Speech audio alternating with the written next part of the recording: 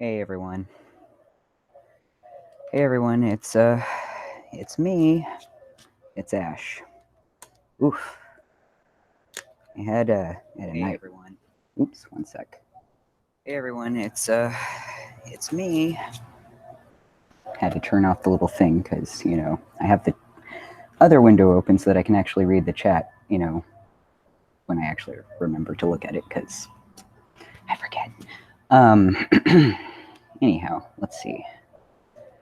Man, last night was a night. Oof. Let's see here. Hold on. I'm gonna take a little drink of this here water.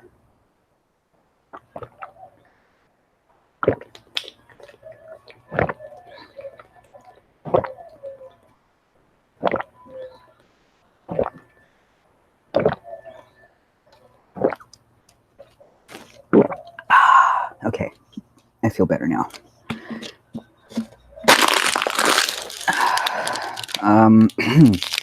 Right, where was I? Okay, so yeah, last night, that was an event that I attended. I have lots of things to say about it. First, I'd like to start off by saying, when it comes to the protection of children,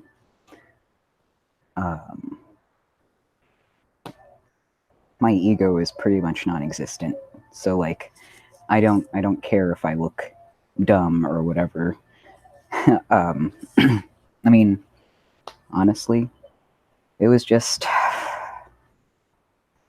the whole reason. I guess I should explain the whole reason I dressed up the way that I did was partly because I wanted to see if that would actually get people to turn their heads and look more. Like, even if they kind of didn't want to look, they would still kind of look anyway, because it's a weird thing to see in the Kingdom Hall.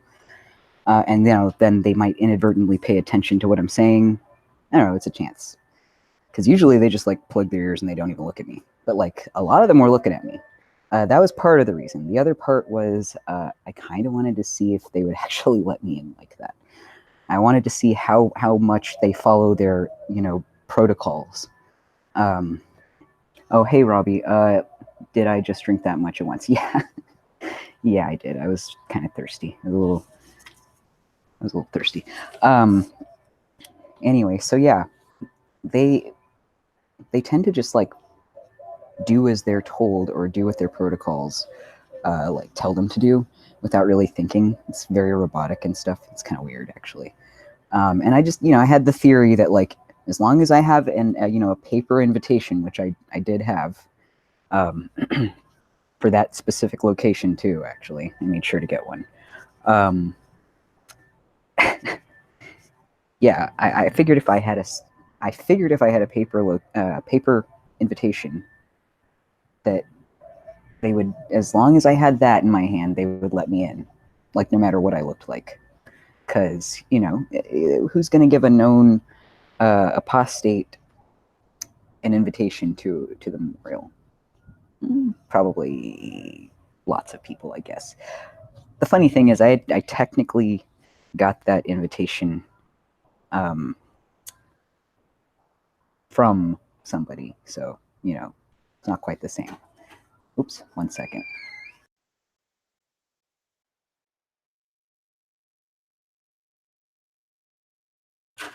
Oopsies, sorry about that. Okay, so, oh yeah, oh cool, that's a muddy handprint. Kids. Yeah, I got the invitation from someone else, but like, I mean, I would have been their +1 anyway, so it's all good. Yeah, so that whole invitation is what got me in the door, even though I was dressed like Rick Sanchez, pretty much. I'm actually really shocked that they let me in like that. Like, I really did not think they were going to do that. I was 100% expecting to, go up to the door and have them like be like, yeah, I don't think so. Because like they've stopped me at the third Kingdom Hall that I ever tried to crash.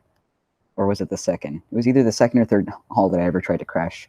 They stopped me right at the door, like, well, not right at the door, but like right in the beginning, like in the foyer. They stopped me, because they recognized me, I suppose, is what happened. They already knew what I was there for. I mean, I didn't really try to hide myself. I was like wearing the exact same outfit that I had worn to crash, that I wore to crash the other Kingdom Halls. So, I mean, I wasn't hiding. So, I mean, like, if they had been paying attention, it would have been really easy to pick me out.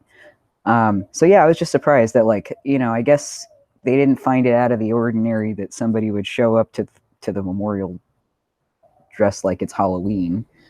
I mean, I guess there are some sisters and even some brothers that have some outfits. There was a dude there that was wearing gauges in his ears.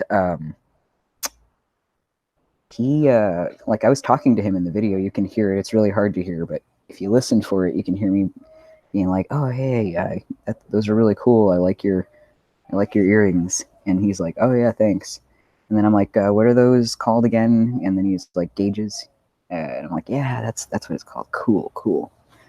So yeah, like I said, there's some people there with some interesting fashion choices. I wasn't the only one that was like not 100% JW'd out.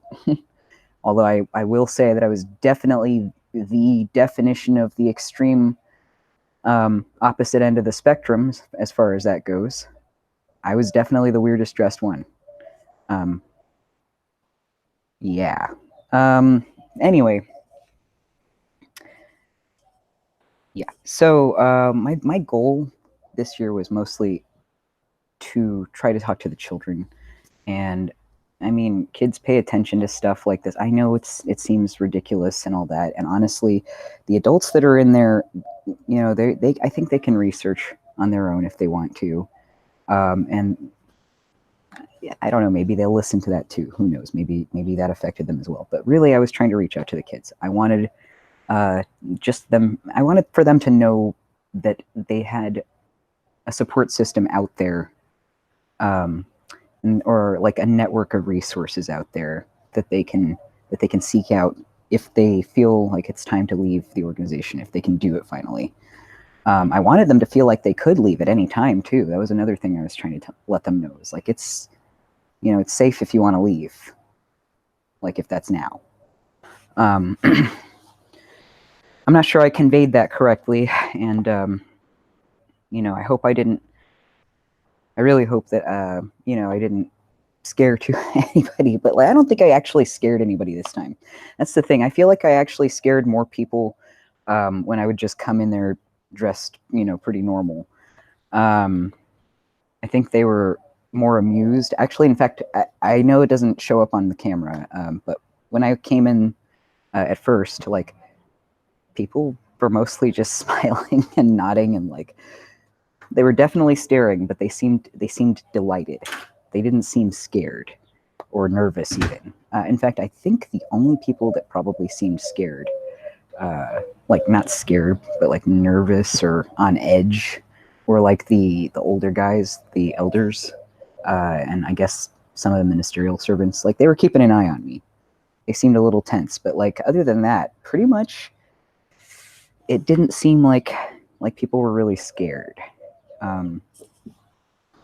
I definitely had a mixture of people ignoring me and people listening to me and paying attention to me. 1 second.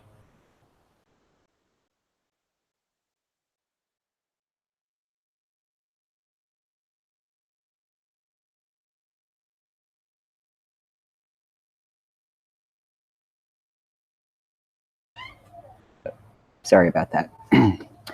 Okay, right. Where was I?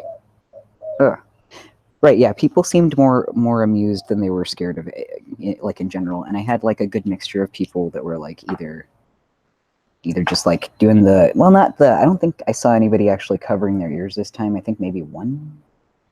I don't remember. But yeah, for the most part, it seemed like they were either just like, they kept their head down like they were about to pray, or I had even like a family member actually look directly at me. because that was my family's old or my family's current hall. Um, and they were. I had one that looked directly at me when I started talking in the beginning. I'm not sure if that came up on camera. I don't think it did.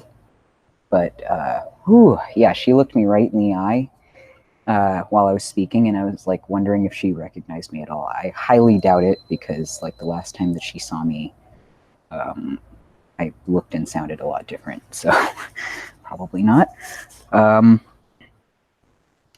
Yeah, yeah. So people were listening. Like even though people acted like they weren't listening, I'm sure those people were still kind of listening. So I guess like when I went in, by the way, I was trying to like, I wasn't necessarily trying to move my way to the front like I usually do, because that's usually what I do. I'll go straight toward the front and I'll hang out there until time comes for the prayer to start, and that's when I'll start talking. That's a method that Zeb actually taught me. But this time, it was like I don't know if y'all noticed in the video, it was standing room only, save for like a couple of seats in the front. And at first when I walked in, they were like, oh yeah, there's one in the front. But I relented because I was like, I don't want them to feel nervous, like, having me up there dressed like that. Excuse me. Lots of water. Having me dressed like that. I figured that they would be even more, they would be keeping an even more watchful eye on me if I were up there. So I was just like, you know what? It's fine. I will just go ahead and I'll just go ahead and sit in the back, or not sit in the back, but stand in the back. And that's what I told them. Shall I stand back here? And they were like, oh yeah, that's fine. And they probably were happy that I decided to stand back there, which is what I was going for. I was trying to make them feel slightly less concerned that I was there. So yeah, they seemed less concerned when I stayed back there.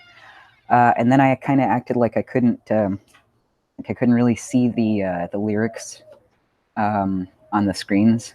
And I really was kind of having a hard time seeing the lyrics on the screen, actually. I mean, like, there were a bunch of people standing in front of me, and I'm like a short dude. Yeah, I sang the song, the weird possession song that they had, the weird demonic possession song they were singing. I sang it, and I was like, oh, all funny. Like, I really went for it. I went Derek O'Hare on that song. And woof, man. I guess that didn't tip them off that it was about to be really weird in there. I mean, I guess there were some brothers that were singing like that next to me too. I mean, they seemed sincere, so maybe they just thought I was really overzealous or just really strange. Either way, I sang their song. I tried to act kind of out of place though. Like I asked the dude, even though I was calling everybody brother and sister and all that, I still asked the dude, like, oh, am I going to need like a song book or something? I kind of tried to go for the vibe like I hadn't been there in freaking years or something. And that's why that probably explained why I was so weird, I guess. I honestly don't know what they thought before I started talking. I have not a clue what they probably thought was going on or why I was looking like that or even what was going to happen. I'm not sure they expected something to happen for sure, or they just thought I was being weird and like trying to get away with being there like that. I don't know. But yeah, so the standing room only thing, that's another part about that that's interesting is that, don't let that fool you. They just combined a lot of congregations together. So, like, that poor hall actually, like, hosts a lot more congregations than it used to. So that's why I packed into that teeny tiny little hall. It's not a very big hall. Packed into that teeny tiny hall were so many people. It's not because the memorial is such a, super popular event, really. It's just that, of all the meetings that people are probably going to show up to at the same time, like, that's probably the one that's going to happen like that, you know. And it just so happens that, like, it looks pretty packed when 5 or 6 congregations are all in the same spot. When normally those, if you go to any of those congregations meetings, like, it'll be really empty just at a normal meeting. It's funny because, like, I've actually seen, like, back when I was in my mid-20s when I attended again. It was just to see my family. I remember there would be, you know, some meetings, some whole weeks where, like, just an entire row or two of people would be missing. And that's because they would all be on, like, cruises and stuff. Good times, I guess. Jehovah's Witnesses like to travel and get discounts. I'm sure most of you know that, but that's just for people who are watching that might not know that. So, yeah, what did I learn at this memorial? I learned that apparently witnesses, you know, are pretty, I guess, pretty gullible. I don't want to say that because that sounds rude, and I'm not trying to make fun of them, because I really, you know, I don't think everybody in there is really a bad human or anything like that. I just think that there are a lot of misguided people, and also, you know, definitely some of them are kind of evil. But yeah, I learned that they're kind of gullible, I guess. At least the servants must be. Because all it took was me flashing a piece of paper that they didn't even really read. They just saw the paper and they're like, oh, okay, well, that seems legit. Okay, go on in. Happy Halloween. I don't know. So yeah, that's one thing I learned. So that should tell all of you who want to crash the memorial in the future that, because I guess the memorial is a public event and it's such a big, you know, event that they recruit a lot for, and that, you know, they try to canvass the neighborhoods and everything for, they get a lot of people that don't usually show up to their meetings, and they're going to get some weirdos like, I guess, me. And they're going to get some, you know, they're just going to get some, they're going to get all kinds of people, and they know that, and they have to just deal with that as best they can, I guess. And apparently that makes them more susceptible to allowing people in. So that's good. That means that you don't have to necessarily dress up if you're going to go and crash the memorial. Isn't that good? That's great. That should be great. But yeah, you don't have to wear a suit. You don't have to even wear any business casual clothing. Just come as you are. And they're probably not going to look at you weird. I mean, if they didn't look at me weird, I mean, okay, they kind of looked at me weird. But if they let me in and, like, I got as far as I did the way that I was dressed, I mean, you don't have to put in that much effort into your look when you're going to the memorial to crash it, apparently, is what I'm trying to say. So that's good news. Yeah. That means that you can crash pretty easily. As long as you just have your little ticket. And it's not that hard to get one of those. It's really not. My suggestion is to, if you're going to crash a memorial, to procure an invitation to the one that you actually want to crash. That way, if they actually do read it, they'll be like, okay, well, I guess fine. This must be a person that's actually from around here that we gave an invitation to. Man,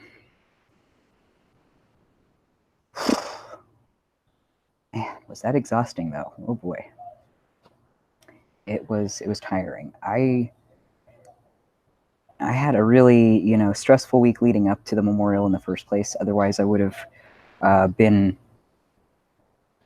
posting, you know, more on the memorial and how to prepare for it. I just didn't have the time though. Too many, you know, community responsibilities and obligations and stuff, you know, in real life, other than the cult stuff, which is fine. That just means I'm living, right? It's good. Having a life.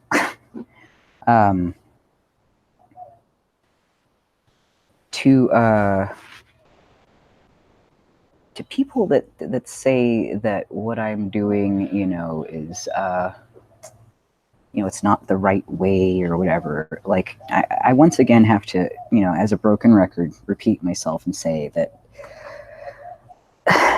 there is no one right way. There isn't. Like, there are several methods to this, and we all work together as a unit in some cases. Like, there are people that make websites. There are people that crash halls. There are people that, just try to talk to witnesses out in public. There are people that leave reviews. There are people that, try to write them letters or try to call them up on the phone. We all have our different methods of things. And within those, we all have our own different tactics as well. Like, those who crash, some of them are a little bit more direct, we'll call it. Some are more eccentric. Some, are more experimental, I guess. And then some are more polite and subdued. And I actually used to crash like that. In fact, it's not like, it's not like most of my crashing has been polite for the most part. Like, I think probably the only time I can really say that I regretted something that I said during a crash was during a cart crash. And I wasn't super regretful of so much of what I said, but more like the tone. And I just really wished I hadn't been so rude to the ladies at the cart, because that wasn't really helping. But yeah, to those people I say, yeah, there are different methods, but also I look forward to seeing you show me how to do it correctly. Really. I mean, it would benefit me. It would benefit everybody if you would do that, actually. There's like literally, that's a no-lose situation. So please, I would really love it if you would show me how it's done. But while we wait for that, yeah, speaking of subdued and polite, I got to see what Stacy did, and that was great. And see, like I said, that's an example of a different style, and it works in different situations. In this situation, these people would not have been so polite, no matter what I was dressed like. I actually know this hall. I know the people in it. And I know more or less how they would have received various types of things. So I just decided to, you know what, I'm gonna do the thing that gets more eyeballs. And honestly, I think in the end, it'll also get a lot more eyeballs of random people, I guess, online, hopefully, than it would have if I were a little bit more polite. Because, because I got the weird outfit on, which, like I said, it was just because I wanted to see if it would kind of encourage, we'll say, people to look at me, as opposed to, completely turn their heads away from me, because it's harder to look away from something when it's such a weird display. Yeah, I don't think the kids minded that much. I think they were probably glad that something broke up the monotony. In fact, some of the adults seemed like that too. On the way out, by the way, after I turned off the camera. Oh yeah, definitely. If you question anything, they get hostile. Mm-hmm. When I turned off the camera, and I was walking away to go and get my sign and everything, there were still people, of course. I mean, Jehovah's Witnesses, right? There were the fringe Jehovah's Witnesses, or what I presume were probably a few disfellowship people showing up late, or just a few, maybe even family members of Jehovah's Witnesses that were just like, they just go to appease their family. They were showing up late, and I would say things to these people as I passed them by, the same stuff that I was telling them in there. Hey, you really shouldn't go in there. They're doing a black mass, or that they protect child abusers. Have you heard of the Australian Royal Commission? they shun their family. They kill people with the blood doctrine. I think I stopped this one kind of younger dude who was by himself. He was just walking up, and he was kind of paying attention to my outfit, and I was like, "Hey, dude, don't go over there. You'll waste your life. They'll completely ruin it. It's not safe in there." And then I tried to tell this couple that it wasn't safe to go there because if they planned on having children, it wasn't a safe environment for children. And I explained why. And the husband, he was like, kind of just trying to ignore me. He was just like, okay, yeah, right. But the lady was like straight up laughing at me. Like, I mean, I guess like child abuse is funny to her. I kind of wish I had recorded it because I was just like, wow, okay, so I guess the thought of your children being abused is funny. Really, really gross. It was just terrifying how uncaring they can be, how detached from humanity that they are when they're trying to defend their religion, when that brainwashing kicks in to try to defend the Watchtower. They turn into these like robotic, emotionless people that just don't act like humans. It's really scary. Anyway, so yeah.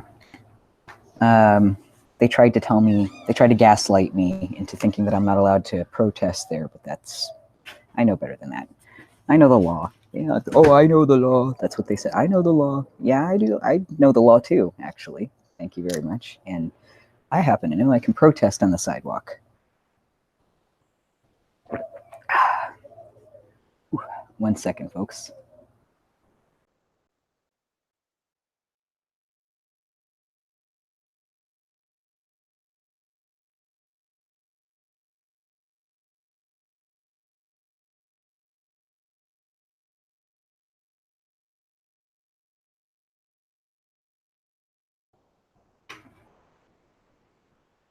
Whoa. Okay, and I'm back. All right. Back with this water here.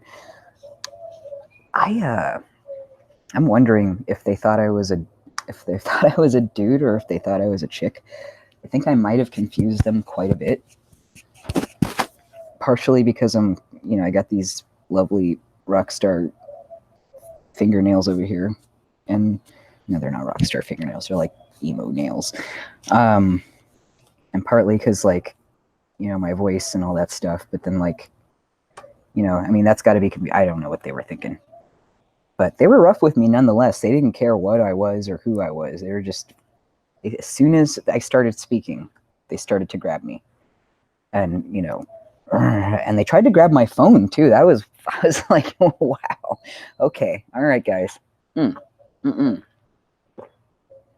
be touching my stuff. If you contrast that with my first Kingdom Hall crash and how polite I was and how differently they treated me. They were still kind of mean with me before, but they were like they still treated me like I was fragile, which was weird. Hello, Faybell. That's a funny name. I like that. That's good. Oh man, yeah, handsy. Exactly. They were being handsy. It was gross. And before they were mostly just grabby with me on my arms and stuff. That was back when. That was like the worst I got back when I was presenting as female. Now that I'm transitioning to male, and I sometimes pass as male, they are definitely more rough with me. I've had them step on me. I've had them try to kick me and trip me and all kinds of terrible stuff. Hey, JW Suicides. I didn't even see that. She must be gone. Oh no. Well, I hope she comes back. Anyway, yeah. Oof. Man, that was so stressful though. I know it seems like I probably was fine, but I was pretty tense. I was ready to I was ready to go. I was actually thinking that they were gonna try to beat me up this time, for real. I was actually concerned that was going to happen. So I was slightly mentally preparing myself for that. Like, they're probably going to whoop my behind. I mean, well, that many dudes versus my tiny little, my tiny little butt? Yeah, I don't think so.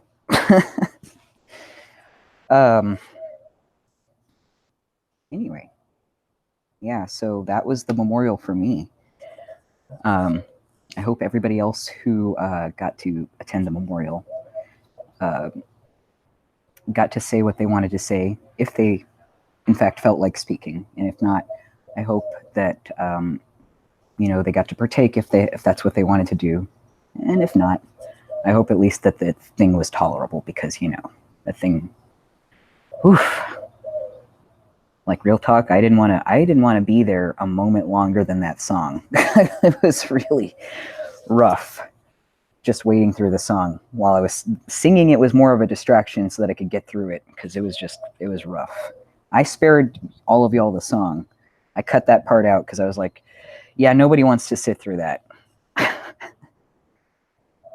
Oh, hey, Great Dane.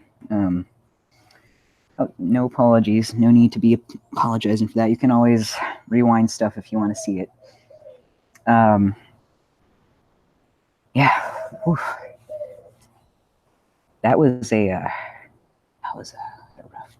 rough time. It's okay though. It was worth attending for me personally. And I think that if you are able to attend and you feel like you should and you feel like you want to, and you are like you're capable, physically able, and all that good stuff, and it's not going to affect you health-wise, or in any other way that's negative, like, go for it. Do it. It's I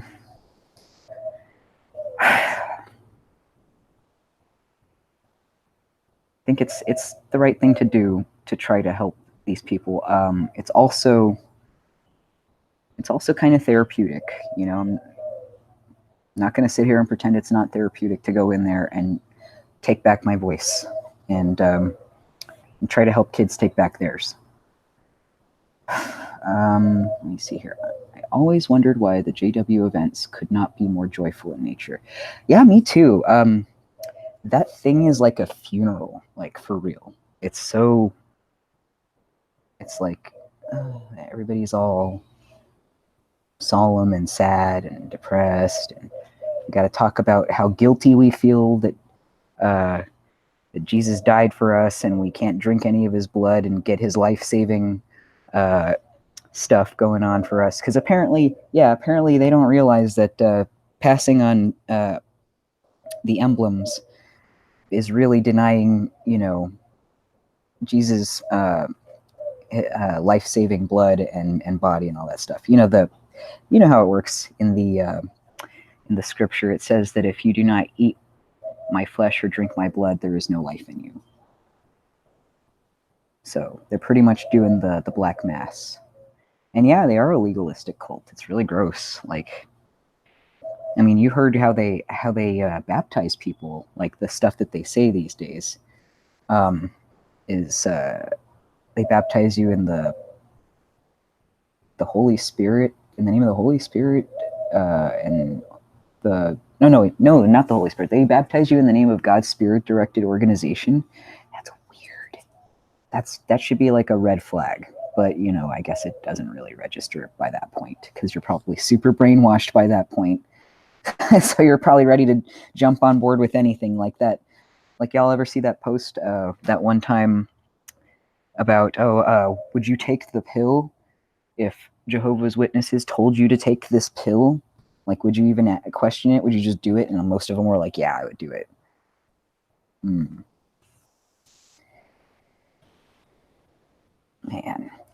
Under the governing body. Yep. Governing booty. Governing booty. Okay, sorry, I'm trying to pronounce that correctly. I hope I got that right. I hope you're all having a wonderful day today. Nice, relaxing 420, if it is, in fact, a thing that you celebrate. And if not, I hope you're just having a good Saturday. I hope you're having a good post-Memorial Day. And for me, today is an extra special day. Today is my maniversary. Today is 1 year that I've been on testosterone. I know, that went by really fast. I don't feel like a lot's changed, but I'm going to make a separate video on that, later. Today I'm trying to chill. Drinking his blood is fine for the anointed, but accepting a blood transfusion to save your life is an unforgivable sin. Yep, that's how they treat it. It doesn't make any sense. I mean, especially since, Jesus in the Bible says that he wants mercy and not sacrifice. Like when he was telling people that they should save that animal that fell into the well instead of, letting it die, just so that they don't break the law that day, the law about working, because you couldn't lift a certain amount because that was considered work. So yeah, their rules don't make any sense. I mean, if you actually read the Bible, it doesn't make any sense. In fact, fun fact, at that hall, when I was a kid, the hall that I just crashed last night, at that hall, I remember being 17 and arriving to a meeting with the lady that I was studying with, and she was like kind of trying to rush me in, and then I was like, what are you doing? What are you doing? And I turn and I look and I see there's protesters, and they have huge signs and stuff, and they're across the street. They're not like literally on our sidewalk, they're just across the street, but you can clearly see their signs. They weren't being rude or anything. They were just chilling there with their signs, being quiet, and just and you know what the sign said? I remember to this day that the sign said, read the Bible, not the Watchtower. Simple. And it's still with me to this day, and it made sense, and I did read the Bible instead of the Watchtower, and I did start to notice the discrepancies. So there you go. Like, you just gotta hope that you're reaching somebody. I mean, like, it reached me. It got me to think. It got me to look into things. So I really hope that it does the same for some people, that they think about stuff. And I've said that kind of stuff to people before. I've encouraged them to look things up in the Bible instead of just relying solely on the Watchtower. Usually when I talk to witnesses that are out in service, that's a kind of a discussion that I'll end up in with them.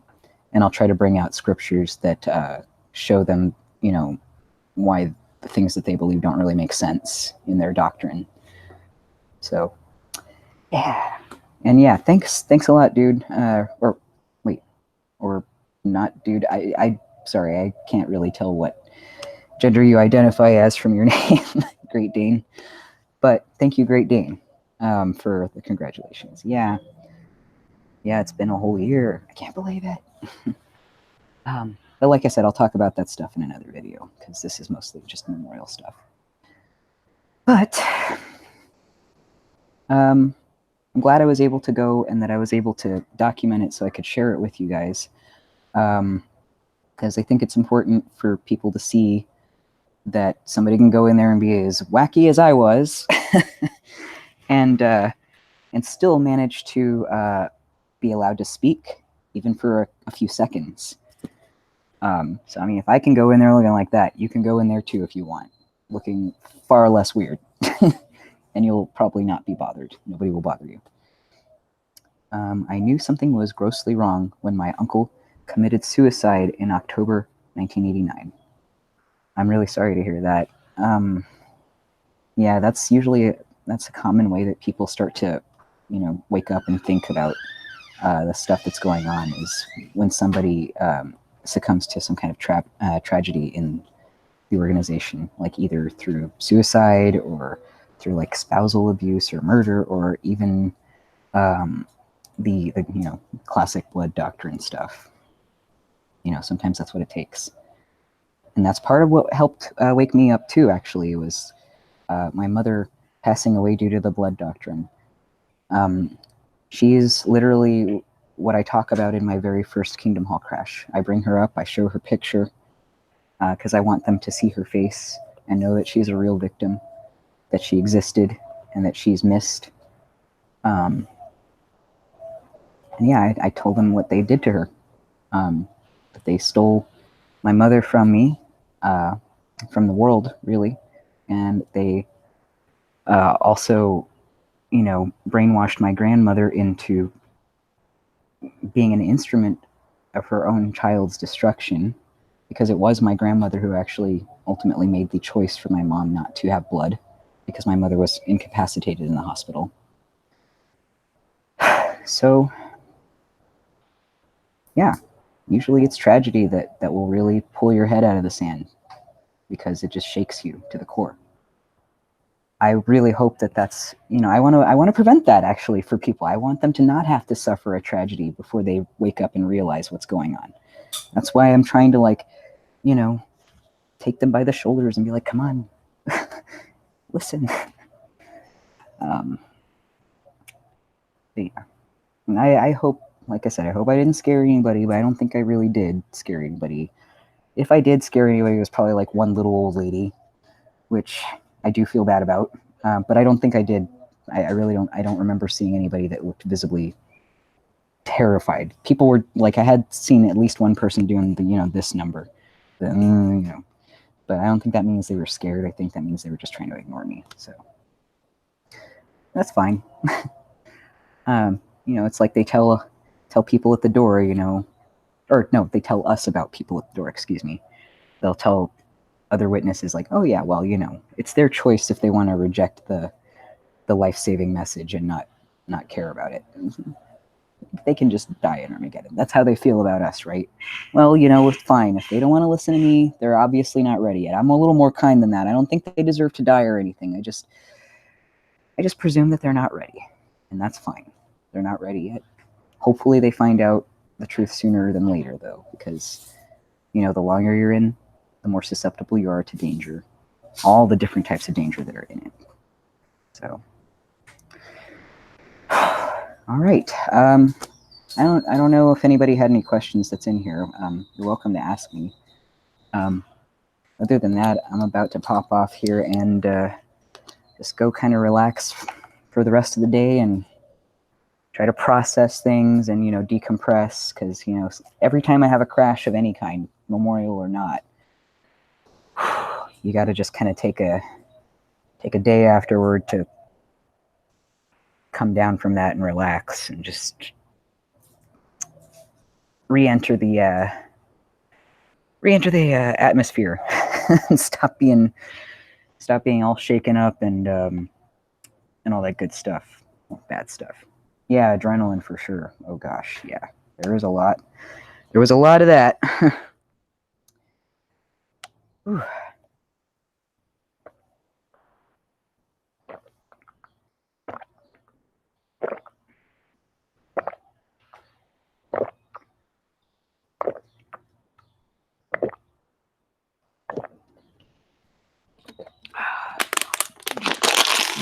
Sorry. Testosterone makes you really, really thirsty. Like, I drink so much water. Like, a ton. All the time. This isn't even a 420 thing. This is I'm on testosterone thing.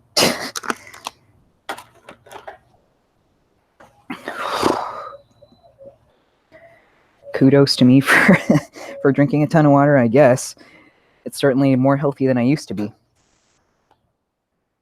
When I was younger, it was like pulling teeth getting me to drink water, so I guess it's good. Testosterone finally found the life hack to make me drink water. It just makes me sweat profusely and constantly dehydrated if I don't have like 4 billion waters a day. So that's good. Anyway, folks. All right. I hope you all are doing well, and I hope you all had a great night last night and that you weren't having to sit through anything like that. But if you did, like I said, hope that went well for you in whatever way that means went well to you. And yeah, have a good one. Take it easy and be kind to each other. It's good to be kind to each other.